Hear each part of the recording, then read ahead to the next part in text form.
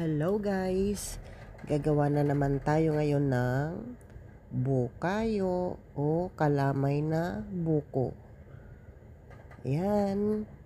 Tinunaw lang natin yung kalamay, yung asukal natin na pula o maskubado.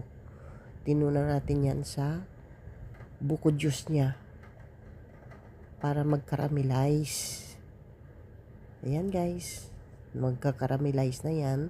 Pagkatapos, ilalagay na natin yung shredded coconut natin. Yang coconut yan ha. Hindi masyadong matigas.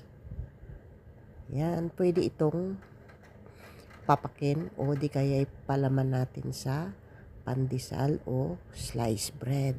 Masarap ito guys. Ayan lang yung process ng paggawa niyan. Simple lang. Pakulo, ilagay, pagkatapos